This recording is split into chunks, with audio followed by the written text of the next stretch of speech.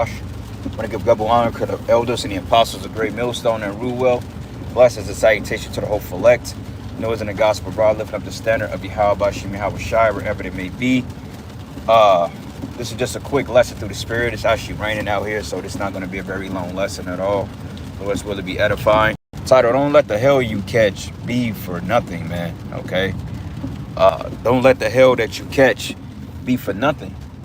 Okay? Because, coming into the faith and the wisdom and understanding and the knowledge of the faith, you are being put up against all types of adversities, okay? All types of ordeals that may happen in your life, okay? More like traumatic events that just seem to spring out of nowhere, okay? Because you have to understand, us being Israelites and the commandments we are drawn, or the commandments that we're to follow and to be in subjection to. We didn't grow up in a world like with keeping the law, statutes, and commandments, but we grew up with places like church, church and fucking Thanksgiving dinners and all this other nonsense, right? So when you come into the faith and understanding who you are as an Israelite, basically the Lord, he tests you. He puts you through particular tests to see how you're gonna endure. Because at the end of the day, the truth is all about enduring. But see, the thing that a lot of jakes get twisted up in, and what causes them to fall out the truth, is because they get offended at the hell that they catch.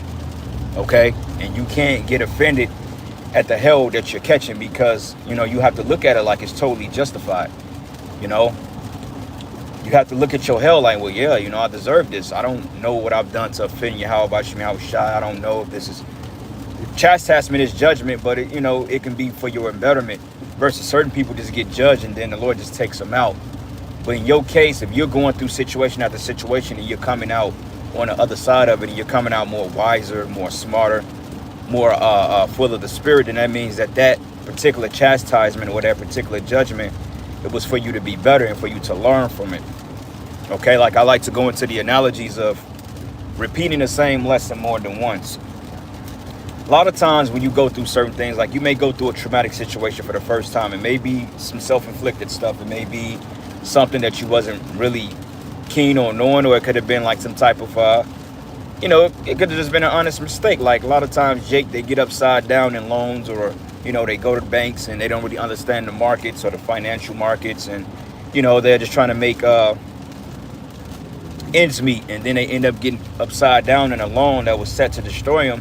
And before you know it, you may end up getting your vehicle repossessed. You may end up getting your house foreclosed on. You may lose your job. And you got things like that do happen, okay, more often than not, even to brothers in the truth, man, okay? But overall, you go through those things and you learn from it. You pick up the reason as to why you're going through it. You pray, and then, the Lord reveals to, okay, well, wow, that was crazy. If y'all saw what I just saw.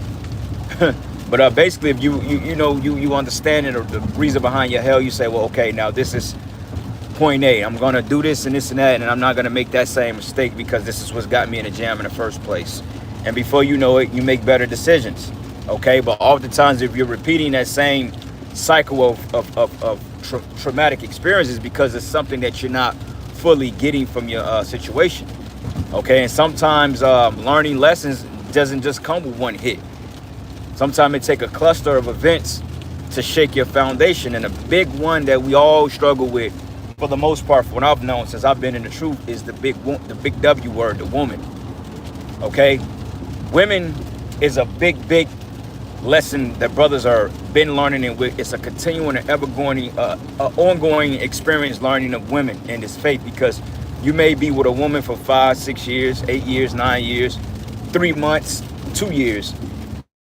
By that you have a wife, be prepared to have trouble in the flesh, man, because women, they're not necessarily in right order on this side. But basically, you may, you go through something with her, and then, it gets bad. And usually y'all get back together 2 or 3 times, constant cycle. But after a while, when you realizing that this woman is not right, and she's putting hell on you, man, and she's very threatening and combative, then all the time you got to ask yourself, okay, what is the Lord trying to tell me about the situation? What do I have to learn from it? Because ain't no reason why somebody is threatening my life and threatening my position My possessions threaten to get me locked up for dumb stuff, and I'm still with this bride. The Lord wants you to learn something from that, man. He's trying to show you, like, look, this is not the situation you need to be in. But you have to grow in that situation in order to know that's not good for you. Because most men, let's be honest with you, no matter how wicked the woman is, most men not going to leave their wives unless, it's just to the point like he can't deal with it anymore. But I've seen men stick out situations that wasn't necessarily good for them or their health, because that's just how men are. Men are nurturers. We'll be in a situation knowing we should have left it 7 years, 8 years ago. You know what I'm saying? And we continue to try to make it work, for one thing, because, men naturally love their wives. And second of all, it just, men are more forgiving. We're more caretakers, man. But sometimes Yahweh Bashim Yahweh Shai wants you to see the bigger picture at hand of you dealing with those particular things. Sometimes you have to have faith, or sometimes you have to have the confidence built up in yourself to say, well, look, this ain't a situation that I know I need to be dealing with. I'm above this shit. Why am I dealing? And sometimes it take you to get burnt a few times, man. Okay? But that's just an example I'm using, because oftentimes, man, the hell we catch as men of the Lord, it's accepted and it's given. Things happen out of the blue, man. You wake up one day, all of a sudden, you got some illness in your body. You wake up, all of a sudden, you may have a tumor or some shit in your back. It's just out of the blue. Okay? And that's the type of lifestyle we live, because, hey, it tells you in James, the 5th chapter, it tells you that knowing that the partakers of our sufferings have been partakers of the prophets, roughly paraphrasing it. Okay, the prophets of old endured many things, many tumultuous, many traumatic experiences, from fleeing, from being put to death, being persecuted, all types of stuff the men of the Lord had to undergo in order to count themselves worthy, or for the Lord to count themselves worthy to be his disciple, man. Because the scriptures say, if you don't pick up the cross and follow Yahweh Shai, then you are not worthy of him, nor are you worthy to be his disciple. Because the scriptures say, hey, is the servant greater than his master? Our Lord called nothing but unadulterated hell, no filter, no chaser. The Lord drunk, look at the crucifixion. The Lord drunk that, no chaser. Even when he prayed to the Lord 3 times, which the 4th time would have meant mercy, Yahweh Shai didn't even bother praying the 4th time, because, hey, he knew in his spirit that the Lord wasn't going to have mercy on him. It wasn't meant for Yahweh Shai to be shown mercy at that time of his life, though he was a man that walked perfect and upright in all his doings. So you see, the Lord is very terrible, man. He stuck it to his son without mercy, and yeah, Yahweh Shai could have gotten out of the situation and used the power, but he didn't, because, hey, he said, not my will, but let your will be done. So that was the will of the Father for Yahweh Shai to catch that hell, okay, to be counted worthy, to put everything under subjection. And we have to follow in the same lot, man. No, it's not fun. Hell no, it's not fun. It ain't fun waking up with fucking migraines and headaches, and you got digestive issues and, back problems and foot problems. That's the spirit of lighting, man, but that's not fun, waking up in a situation like that. That's not fun at all. Okay, who wants to be sick all the time? But then again, you get sick, you learn how to take care of yourself better. Sometimes brothers get so sick to the point that it take a little bit more to get their bodies back in point. But now you're learning, okay, well, this isn't good for me. You know what I'm saying? Like people that work out, like I work out, so I keep like a little journal, you know what I'm saying? A mental journal, and I write sit well with my body since I'm on this particular workout plan, and what don't sit well with me. I'm like, okay, well, this food made me feel a little stuffy, a little stopped up. I was a little tired, had the nigga-itis, versus eating this food that gave me more energy. So you kind of learn from that. But overall, don't let your hell be for nothing, man, because like I said, I've seen men get brought up in council and they just fainted and say, you know what, fuck this, fuck the brotherhood, I ain't with this is a cult, y'all trying to rule over other men. Man, I've heard it all, man. Okay, and then you got some guys out there that come into this fold, or that pretend to be in the fold just to get the knowledge, and they bounce out, man, because they never wanted to be part of a group, because they don't like the order that comes with it. Okay, guys like that, my thing is, if you're not trying to be a part of a camp, then why you coming around us? You know what I'm saying? Because somebody tell me, well, look, I ain't really trying to join a camp, but I'm just coming to, just to listen. Well, I mean, what's the whole point? Because you're supposed to go out there and be a teacher, unless you're gonna go out there by yourself. You know what I'm saying? But even then, you tell the brother, like, look, hey, I like the doctrine, I like X, Y, and Z, I want to be around, I want to build up, because I want to go out there and do my own thing. my first question to you is going to be like, well, why don't you want to join the camp? It's because the scripture says, hey, the Most High sent the prophets out 2 by 2, man. And 2 is greater than 1, because when one falls, the other can pick thee up. So when you got a guy that say, I don't want to join the camp, which I'm not knocking you for, you know, not wanting to join the camp. If you don't want to join the camp, then that's fine, you know, within logistical reasoning. Yeah, okay, fine. You don't want to be part of that's cool. I ain't gonna force you, brother, you know.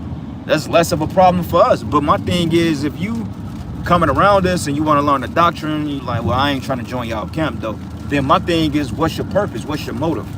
Is it because you don't want to be in order? Is it because you want to be the leader? Is it because you want to do certain things at your own shot? And you got to watch men like that. Okay, you got to watch men with purposes like that, because you never know. Scripture says some crept among us unawares, man. Okay, roughly paraphrasing it, to spot our liberties too. And no, I'm not saying that every brother that don't want to be in a camp is wicked or a demon. No, I'm not saying that. But most brothers that come around and they want to be built up, most of them are looking to join the camp. You see what I'm saying? Unless they've been going out there for a long time and they just, you know, they need the counsel and they need to go to other brothers. Because believe it or not, you brothers that prescribe to the doctrine of Great Millstone, a doctrine that we teach, and you're in the city of a Great Millstone camp, but you're not necessarily in a Great Millstone camp, but you teach the doctrine, you still have a duty to report in to the GMS camps, because, hey, you know, the standard is being set through the leadership. You know, we ain't saying you got to let us know your life story, but hey, we know if you're going to break bread with us, you give double honors to the apostles, break bread and, you know, give us a report about what's going on with you and your men, because we're still part of the same body. You know what I'm saying? But certain men, they want to get this knowledge so they can go out there and do what they want to do and make their own rules. That's out of order, man. Okay? And if you in that spirit, then the Most High is going to judge your ass. Because that's not a brotherly spirit to be in. You see? That's right, brother. Ephesians 1 Corinthians 14:40. Let all things be done decently in order. Yeah. It's been time and time again, man. You got these guys, these different, you know, they ain't really part of a camp.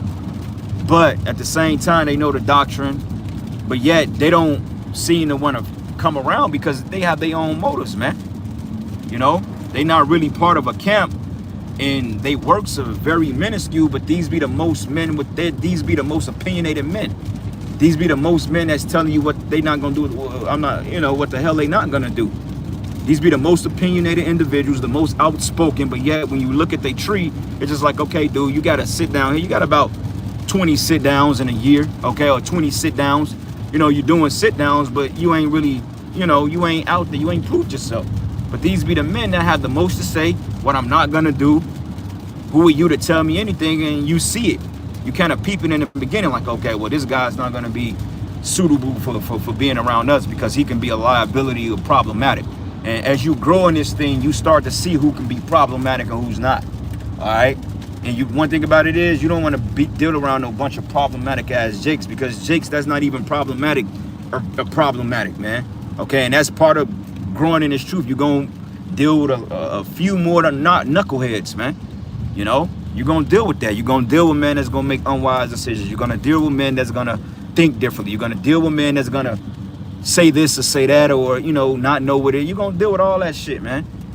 But like the Most High said, he said, if it be a matter that's too hard for you to judge, then bring it to me and I would judge the cause, man. So a lot of times if you are unfamiliar with counsel and, you know, you're not understanding it, then send it up to you. How about you? How shall let him deal with it?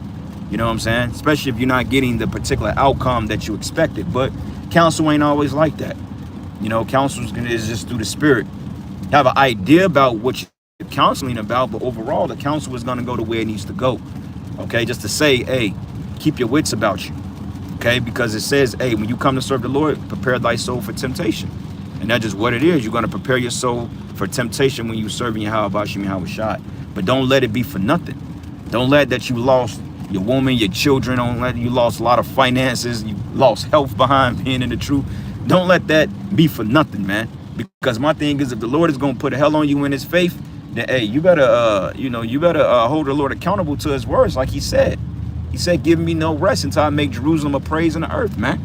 So, hey, the Lord is holding you accountable and putting hell on you, then hold him accountable to his promises, man. He told us to do that. Like, ain't no way in hell, you know what I'm saying, you catch all this hell, you get sick, you lose all types of shit that what was the point you wasting your time in the truth if you're gonna get offended and fall out because things didn't go right, or because you couldn't move in a new apartment you wanted, or because you lost your vehicle, or because your woman left you, or you got sick.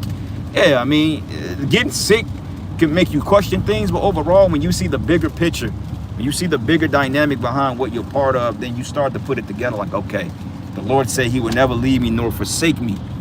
Okay, so being in that mindset, man, and it's easier said than done. You know, it's easier said than done. I mean, you got times that you feel like you're gonna give up the spirit. You got times that, hey, you like, look, I'm doing everything right. Why am I still catching hell? Because it's a lesson to learn from it. And the Lord have to try you. The Lord said that I was gonna try them as gold is in the furnace, then they should know who am I chosen. Because it's about endurance, man. That's why Yahweh Shai said, he that endured to the end, the same shall be saved. And we have to endure through all the straits that's getting ready to fall upon us in these last days, man. Okay, my thing is, all right, you know, you get past the sick in the financial stage and the mental sickness stage. All right, now here comes the other hell. Okay, cool. You may not deal with illness in the body, but you may deal with sickness elsewhere, man. Okay, and you brothers out there that ain't catching too much hell, if you sincere, don't worry. Oh, it's gonna come find you. You know what I'm saying? That hell gonna come knocking at your doorstep, man, demanding to get in your crib. And if you don't, it's gonna get in one way. You know, not to discourage you, brothers, but hey, shit, Bruce Lee said, don't pray for an easy life, but pray for a hard life, and pray for the ability to deal with the hard life, because the prophets we lived austere and hard lives. Our lives was never meant to be easy. Okay, and I mean, it's comfortable I like to be as a man, shit, you know what I'm saying?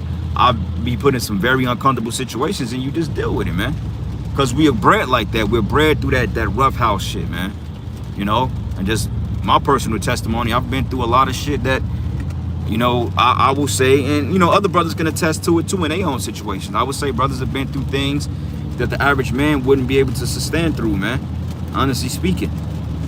You know, but it's a spirit in us that keeps us going. And this is the reason why we continue to thrive, man. Strive for perfectionists, man. Scriptures say strive for unto the truth and to death. So certain brothers, you may have to undergo the sword.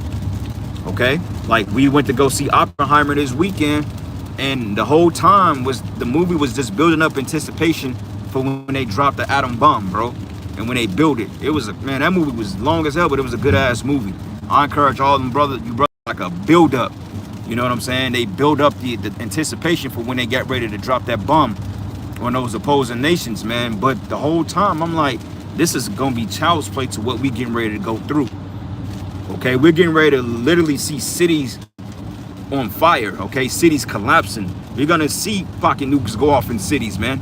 People getting their melons topped off in front of us, man. Losing our women, our children in front of us. We gotta get ready to prepare our mind for shit like that, man. And the only thing I can think about is, damn, Yahweh Shai, I'll just pray you be with me. Because honestly speaking, the average person is not going to be able to deal with what's getting ready to come. You can see it now. People, the scripture in Luke 23, it says, if they're doing these things in a green tree, how much when the straits come?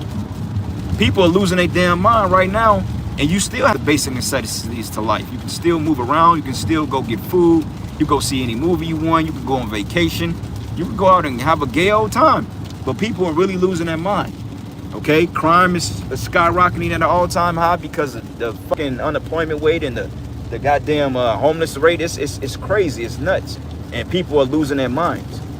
So we're getting ready to be put through some very, very dark times, tumultuous times, man. All right, Ephesians 4, 4 and 10. It says here, he that ascended is the same, along he that ascended up above the heavens, that he might fill all things. And it says, and he gave some apostles, some teachers, some prophets, some evangelists, some pastors, some teachers, for the perfecting of the saints, for the work of the ministry, for the edifying of the body of Hamashiach. That's right, brothers. So you have different offices in this thing. You know, you got different offices in this thing. Everybody have a different office. You know, and I'm not saying for you brothers out there that's not part of GMS that you got to necessarily join us and I'll be, you know, no, we're not saying that. But most brothers that come out to listen to the great meal, or most brothers that's out on their own, that's not in GMS, but they got their own camps. Most of these brothers wanted to actually be part of GMS. They just probably was far away from a camp, you know what I'm saying? Or they probably just didn't have the opportunity to really go to the particular states like that. Most brothers that's not in Great Millstone that got camps that teach the doctrine, most of the brothers wanted to be in the camp, man. You know, versus certain guys like, nah, I ain't trying to join y'all, but, you know, I'm going to come out and listen from time to time. That's a proud, motherfucking that mindset, that's a proud individual, man. Because in his mindset, he's like, man, I ain't really trying to come up under no man because I don't want them telling me anything. And you get that shit a lot from you newbies out there. You know, you get a Facebook following or whatever social media platform following you on. People start asking you questions, and all of a sudden you're the top prophet now off your presumption because you think you're on a level. Taking recycled videos and putting them up like you came up with the breakdown. Get the fuck out of here with that, man. That's presumptuousness, bro. You know what I mean? If you're doing that, you better get out that spirit. All right? Because the scriptures say the Lord would take away even that which you have and give it to another brother, man. So we got to remain humble. All right? But anyway, with that, brothers, it's kind of raining, man. And y'all got some dope precepts here. You know, but I'm going to end it here giving all praises and glory and honor that's due to Yahweh, Bashim, Yahweh Shai, Bashim, Rakabdash. It says, I will bear the indignation of the Lord because I've sinned against him until he plead my cause and execute vengeance judgment for me. Then he will bring me forth to the light. All right, and that's the point. You know, the Lord's indignation was against us, but now we're in the light. But we got to endure this life, brothers. We got to endure. We coming into some times of straight. Scriptures say, 2nd Ezra, the 7th chapter, we got to go through straits, man, in order to see the bride in the wide. So we going to have to go through some things, man, that's going to be kind of, how the hell do I even get through this? It's like almost crossing a bridge with no platform. It's like, okay, you got a bridge. And you got to get to the other side, but there's no walkways. It's like, what the fuck? Like, how the hell do I jump in the water and swim across? Well, you can't do that because, you know, you got currents that'll suck you to the bottom. Okay, well, do I jump across? How can I jump across? Do I fly across, or do I get on top of the bridge and climb across, or do I build another bridge? So these are things you ask yourself through the spirit. Me personally, I'm gonna fly across the motherfucker, man. You know what I'm saying? Because, hey, you gotta have faith. Look, it ain't no way across this bridge, it's a way. With Yahushua, anything is possible. So, hey, if I can't get through this, I'm flying over it, period. And that's the mindset you gotta have because, hey, brothers, in the times coming, some of us is gonna literally fly. I want y'all to keep that in mind. But anyway, I'm gonna end it there. All praises and glory and honor that's due to Yahweh, Bashim, Yahweh Shai. With that, Shalom and the Barber Ball. Shalom.